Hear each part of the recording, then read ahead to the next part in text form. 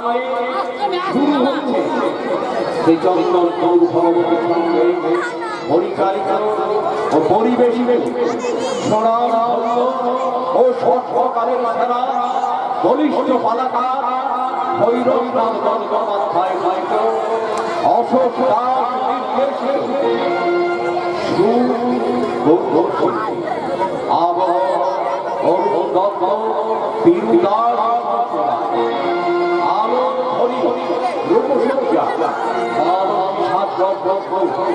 শুরু করছি আজকের যাত্রা।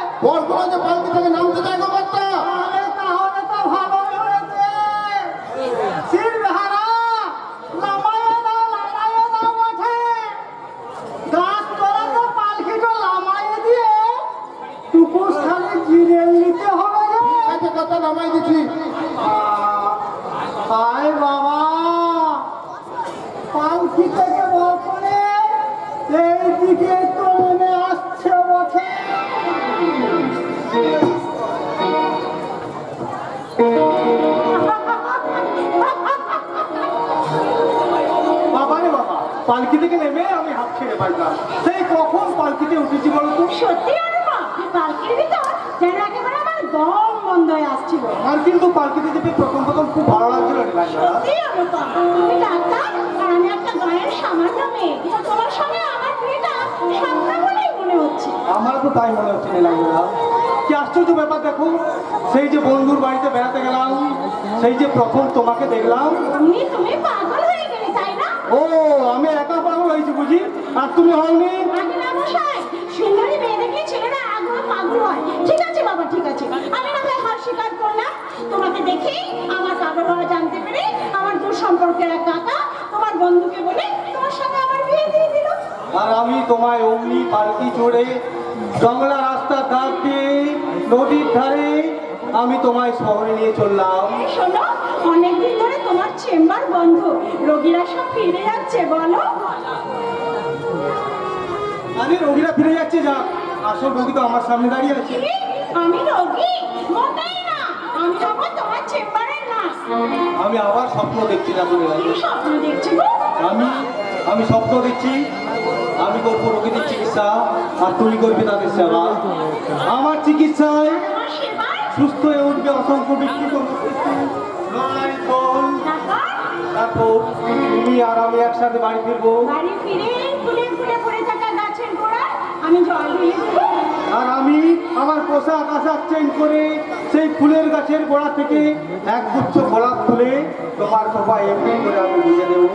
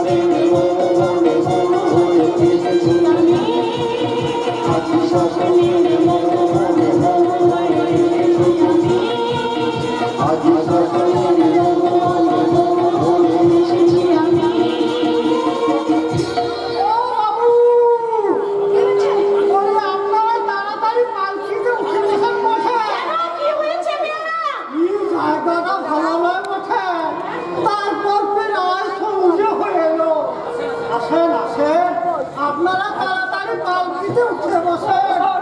কি হবে আমার তো ভীষণ ভয় করছে।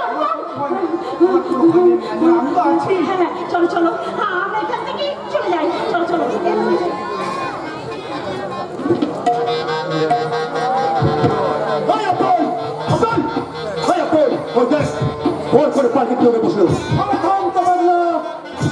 উঠলো তো কি হয়েছে? যখন পালকি তুলবে পারবে না ওই পালকি তুলবে না ডাকাত ঘর তার তল করে নিয়ে পালকির উপর ছাপিয়ে পড়বে। পেয়ারা সালারা মরবে। কোন সাদাকারের লাঠির বাড়ি খেয়ে পেয়ারা সালারা বউটাকে টেনে পার করবে পালকিটা থেকে। তাছাড়া বটটা পাহে গেলে ওকে লাঠির বাড়ি মেরে বেহুশ করে দেবে। পালকি তোলার আগে কাম শুরু করে দাও।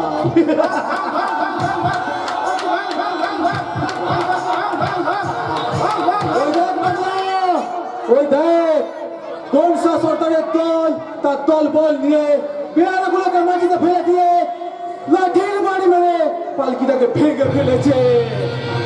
কিন্তু সব বটটাকে বাধা দেয়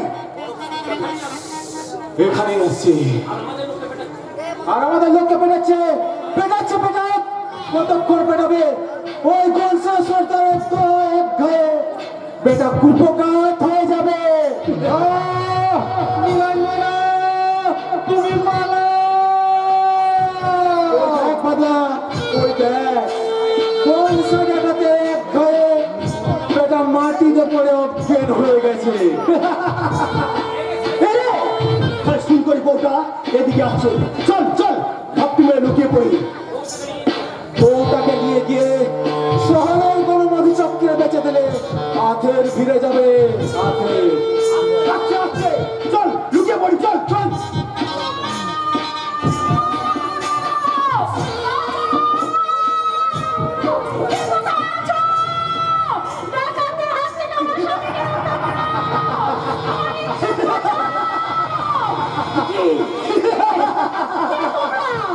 আমাদের দাদা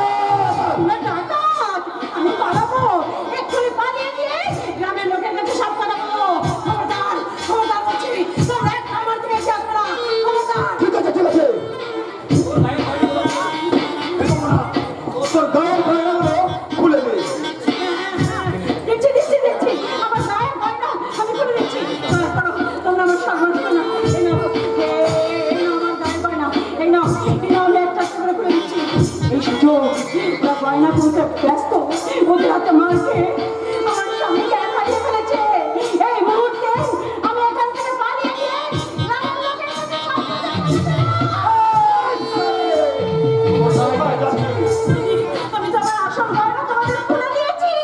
আসল গয়না তখন দিছে আসল গয়না?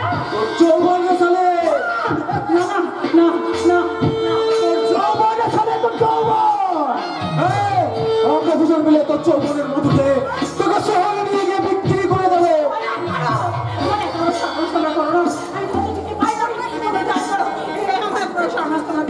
তোমার কাছে তবে নয় তোর শাখা দিত ভেঙে দিয়ে তোর দাম বাড়িয়ে দিলে আর তোর সিঁদুর সিঁদুর মুছে দিয়ে তোকে কুমারী সাজিয়ে দিলাম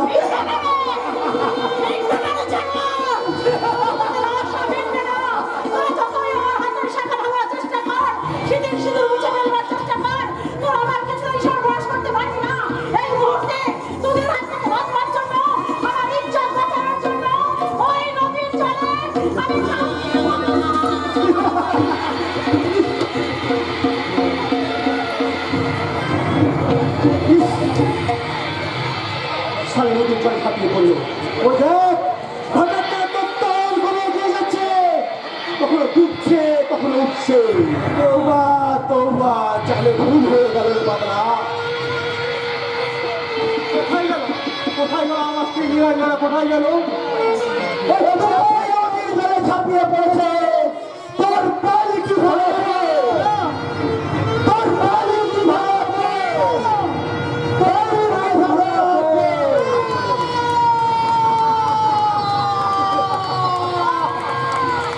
বহে নদীর ঢেউর পরে সেই ঢেউতে হারিয়ে গেল পালকি ভাঙাবো সেই ঢেউতে হারিয়ে গেল পালকি ভাঙাবো বহে নদীর ঢেউর পরে সেই ঢেউতে হারিয়ে গেল পালকি ভাঙাবো সেই ঢেউতে হারিয়ে গেল পালকি ভাঙাবো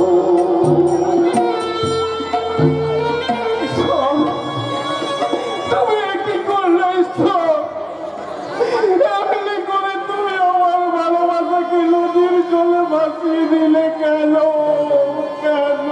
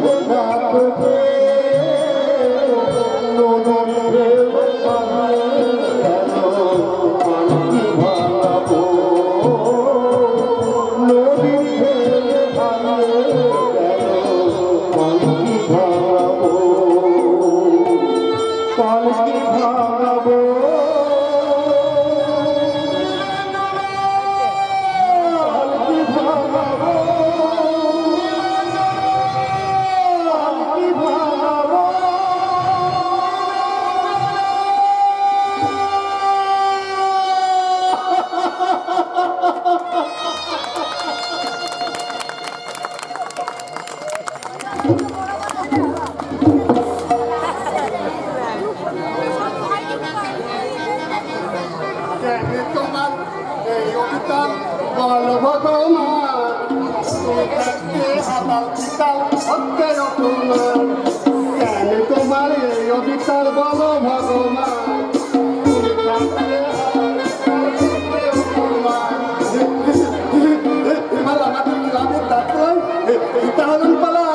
আমি দুটাই থেকে এই গানটা গাইব তাই হাত করে বাড়ি বিলাতাম এই নদীর ধারে গানটা আমি দেখলাম ঠিক মনে আছে কিনা?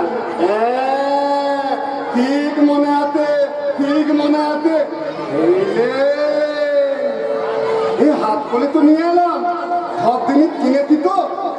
দেখি তো, দেখি তো, বুঝলিতে খুলে একবার দেখি তো। এই তো দাদুর ধুতি, বলো দাদা দামা। আর তুই মেয়েটা মেয়ে প্রতি তোর না কিচ্ছু কিনিনি। কেন কিনবো? ও দুটো খরচল। আর দেখি আর হলুদ, দিলে লঙ্কা, ধনে, এই ক্যানটাই আছে ধানি ভাঙা চলতে তেল, এই খাতিতে। আমার দাদু বলে বোকা আজকাল সব জিনিসে ভেদাল, এমনকি মানুষ পর্যন্ত। ওটাটা আমি কাকে বলছি? এখানে তো কেউ নেই। না বাবা না, দেরি হয়ে যাচ্ছে, দাদু আমাকে বকবে। আমি এগুলো কাঁধে তুলে নিয়ে হাঁটতে হাঁটতে নদীর খালে ওই পুঁতা পেলিয়ে যায়। জনম দুঃখিনী বিকালা তুলি তলে, অথ কাননে লাগে বন্দি কোলে। জনম দুঃখিনী বিকালা তুলি তলে, অথ কাননে থাকে লাগে বন্দি কোলে। জনম দুঃখিনী বিকালা তুলি কোলে, অথ কাননে থাকে লাগে বন্দি কোলে। লাবণ তুলি বাবা ওই বাড়ি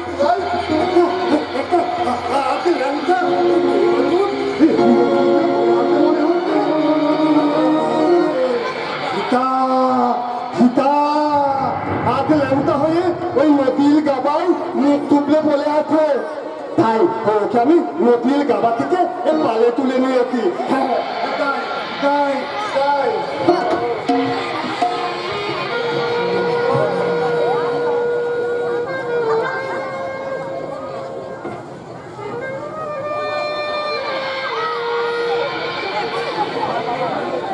বাবা কি ভালি। এবার দেখতো বুকের ধুকিটা তোলতে কিনা।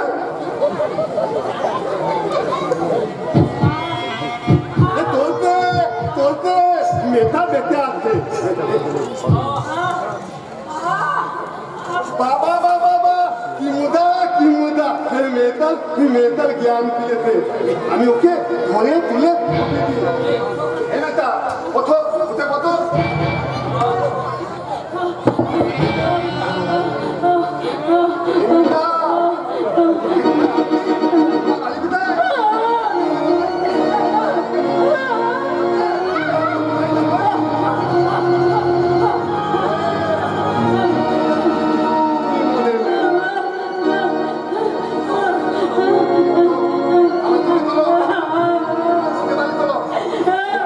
বলে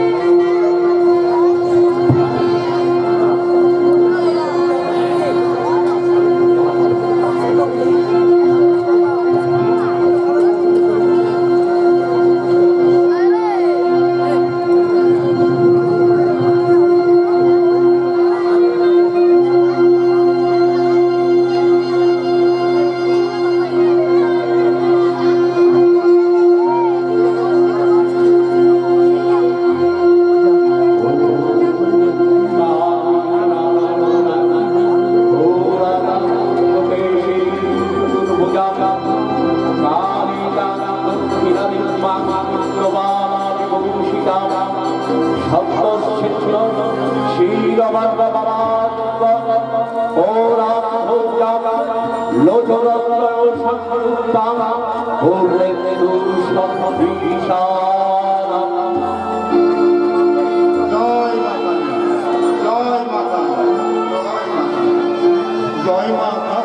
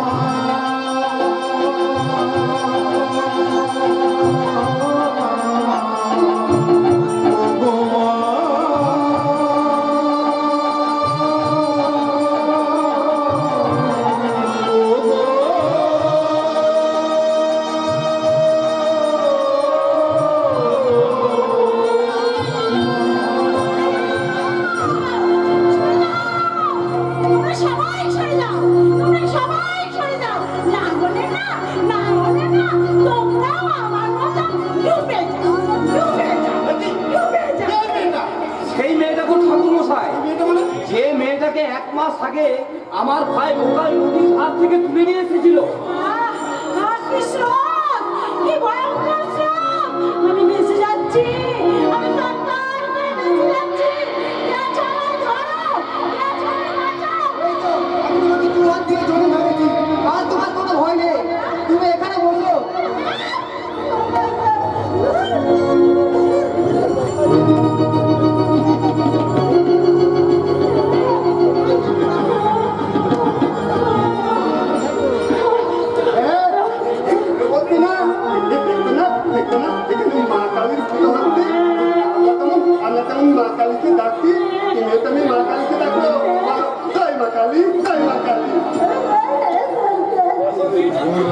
ওই পাগল মেয়েটা কি মা কালীকে ডাকতে পারে? কি করে ডাকবে কুন্ডু বাবু? মেয়েটা কোন কান্নাকাটি করছে?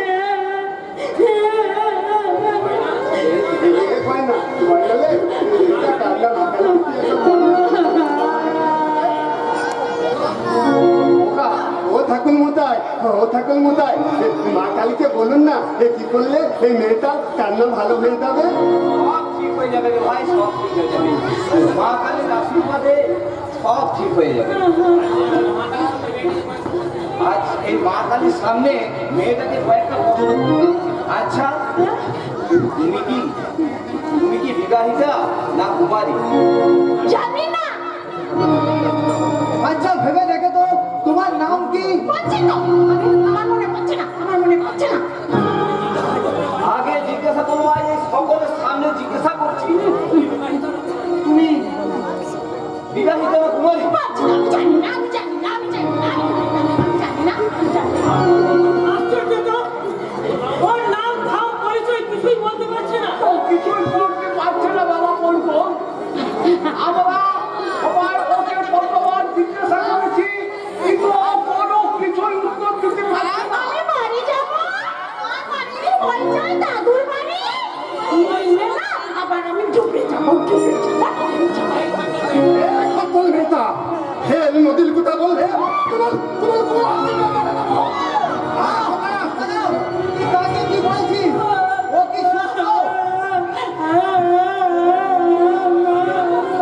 তোমরা সবাই মাকে ডাকো, মন দিয়ে ডাকো, ভক্তি করে ডাকো। মাকে ডাকলে মা ঠিকই সাড়া দেবে। আমি তোমাকে মন দিয়ে ডাকি মা, ভক্তি বলে ডাকলে তুমি এই মেয়েটা বলে ঢুকে দিয়ে ওই মুখ দিয়ে বলে দাও ওর নাম কি, ওর ধান কি, ওর পরিচয় কি। আর কেন আমার নদীর জলে ঝাঁপিয়ে পড়েছিল? সত্যি খুব দুশ্চিন্তার ব্যাপার। আমি অনেকদিন হলো এই হাসপাতাল স্টোর কিপারে চাকরি করছি, কিন্তু এমন আশ্চর্য ঘটনা আমি আগে কোনোদিন দেখিনি। একেবারে যেন তাজ্জব ব্যাপার। তুমি ঠিক বলেছো বৈকুণ্ঠ। মেয়েটাকে নিয়ে কুকুরটা। সমস্ত মেয়ে মানুষ তো বাড়িতে রাখাও বিপদ, বাড়ির থেকে চালানোও বিপদ। তুমি ঠিক বলেছো দাদু, বিপদ বলে বিপদ। ও বলো দাদা, ও বলো দাদা, এ বিপদ বলতো কেন গো, বিপদ বলতো কেন? এই তোমরা তো মা কালীকে বলো বিপদ চালেনি। দেখো এই মা কালী ঠিক বিপদ চালিয়ে দেবে। এই মা কালী বল না, এই মেয়েটা কি করে ভালো হবে, কি করলে ও দ্রুত হয়ে উঠবে, কি হলো দ্রুত রাতে কেন এই কথা না বললে এখনই তোর পুরো জীবন বেড়ে দেবো। বোকা, এই বোকা, তুই আমার কাছে আয়। তোমার কাছে গিয়ে কি হবে, তোমার কাছে গিয়ে কি হবে, একদিন তুমি যে বলতে পারবে মেয়েরা কাঁদে কেন।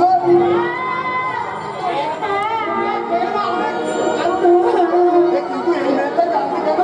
আমার মনে হয় ওর বোধহয় বিয়ের বারবার সম্বন্ধ ভেঙে গেছে।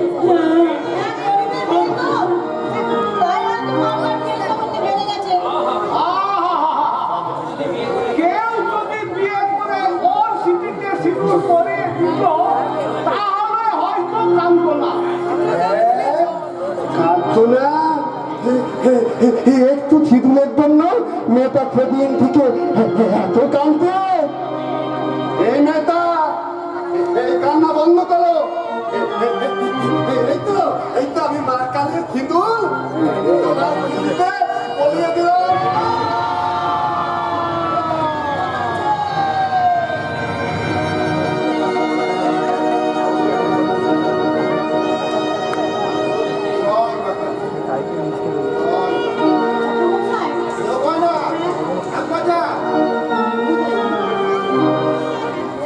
জয় মা কালী।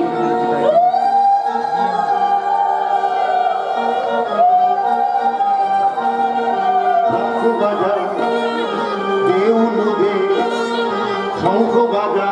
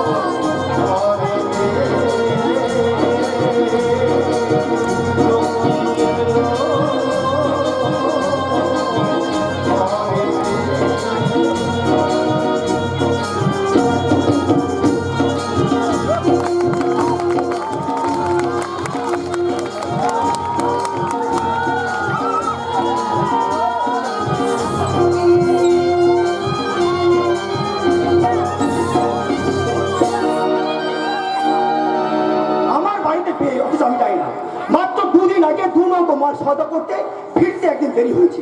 এরই মধ্যে তো ঘটন নৌকা থেকে নামতে পাড়া প্রতিবেশীরা আমাকে জিজ্ঞেস করলো, বললো রঞ্জন, আমি বললাম কি ব্যাপার? বললো কাল তোর খেপা ভাইটা কুড়িয়ে পাওয়া পাগলি মেয়েটাকে স্মৃতির সিঁদুর দিয়ে বিয়ে করেছে। শুনে এর আগে রক্ত আমার মাথা গরম হয়ে গেল। আমি এক্ষুনি দাদাকে জিজ্ঞেস করবো তারা এই বিয়ে মেনে নিল কেন? মেনে না নেওয়া ছাড়া কোনো উপায় ছিল না ভাই রঞ্জন। কেন পয়সা দেবে, কেন পয়সা না? মেয়েটা হাসপাতালে কালবা থেকে বাড়ি ফেরার সঙ্গে সঙ্গে তার স্মৃতির সিঁদুরটা মুছে দিয়ে তাকে বাড়ি থেকে গাড়ি দিতে পারতে না? তুই ব্যবসাদার তো, তাই একটা মেয়ে স্মৃতি শুনলে এই কথা বলছি। দাদা তাছাড়া বিয়েটা তো আমি একা মেনে নিইনি। নিশ্চয় দাদার মধ্যে ছিল, নিশ্চয় দাদু ইনিয়ে বিনিয়ে বলেছে একটা আয় বড় বেড়া ছেলে যখন একটা কুমারী মেয়ের স্মৃতিতে সিঁদুর দিয়েছে তখন সেটা বিয়ে হয়েছে, তাই না? আগে হ্যাঁ, ওই কথাটাই বলেছে তোর ওই বড় লোক সম্বন্ধে সরল ঘোষা। কি বললে? সরল দিয়ে কথা বলেছে? ভাই রঞ্জন, সরল দা, মানে কোথাও ওই বিয়েটাকে মেনে নিয়ে ঠিক ওই কথা বলা ছাড়া আর উপায় ছিল না। সরল দা, মানে কোথা ব্যাপারটা কি জানো? আমি নামাও যেমন সরল, আবার কাজেও তেমনি সরল। কাজে কাজে হাসপাতালে কালীতলায় যখন বোকারাম মেয়েটা স্মৃতিতে সিঁদুর দিয়েছিল, ঠিক তখনই আমি সেখানে ছুটে গিয়ে শুনলাম। কি শুনলেন? মানে কোথা বোকারাম মেয়েটার স্মৃতিতে সিঁদুর দেওয়ার ব্যাপারটা নিয়ে সবাই এক বাক্যে বলছে, মানে কোথা ওটাকে বিয়ে বলে মেনে নিতেই হবে। আমি মানে সরল, তাই সরল লোক তো, তাই সরল মানে তাদের দাবি মেনে নিলাম আর কি। এবং কাল গেছে কাল রাত্রি, আজ হলো তার ফুলসজ্জা। সরল নিজেই টাকা পয়সা খরচ করে ফুলসজ্জা সব কিছু জোগাড় করে দিয়েছে। মানে কোথা সরল লোক তো, তাই সরল ভাবেই। আপনি না হয় সবকিছু ব্যবস্থা করেছেন, কিন্তু এরপর আমাদের অবস্থাটা কি হবে ভেবে দেখেছেন? ভাইটা খেপা, বউটাকে খাওয়াবে কি? তাহলে তো সামান্য একটা হাসপাতালে নাইট করে চাকরি করে। মানে কোথা কোথাতেই তো আছে, জীব দিয়েছেন যিনি আরো দিবেন তিনি, সেই ভেবেই মেনে নাও না। মানে কোথা কিন্তু মাথায় যেমন আগুন জ্বলছে আগুন, আপনি তো ভালো করে জানেন বোকারাম খেপার ভক্ত, তাকে কে খাওয়ায় তার ঠিক নেই, তারপর আবার একটা বউ।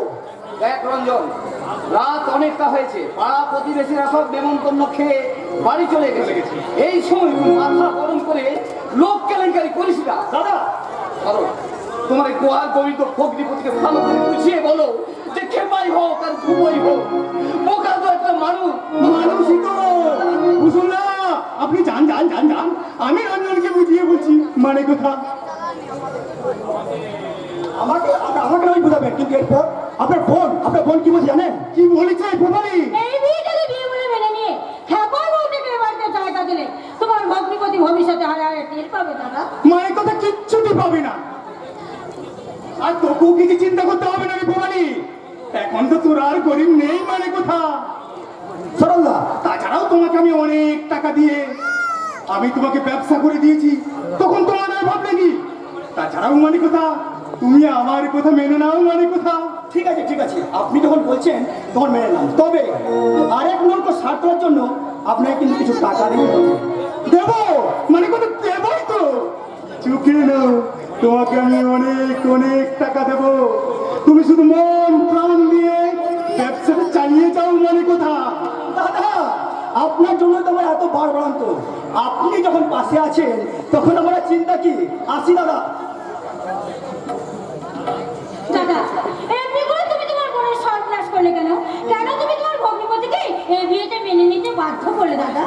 মানে কোথা বড় হয়ে তুই তারা ট্রিক্সটা বুঝতে পারলি না? মানে হ্যাঁ ট্রিক্স, তুই শহরে থেকে মামার বাড়িতে তো লেখাপড়া অনেক শিখেছিস। মানে কথা কোথায় কোথায় বলিস তুই নাকি দারুণ আধুনিকা। অফকোর্স, আধুনিক বলি তো আমার হাসপাতালে নাইট গার্ড সেই অশিক্ষিত বাসুরকে আমি মেনে নিতে পারি না। বলি তাই পুরো ভান্ডারু সে পঞ্চায়েত নয়, সেও আমার দু চোখের শোল। মানে কথা ভুল। হ্যাঁ ভুল। তোর ভাসুরকে ছেড়ে কথা সম্বল করবার জন্যই তো আমি বোকার বিয়েটা মেনে নিয়েছি। কিন্তু কেন বললি কি? কেন দাদা? বোকা তার ভোটার ভরণ পোষণ করতে করতে তোর ভাসুরটা অভাবে পড়বে, আর তোর ভাসুরটা যখনই অভাবে পড়বে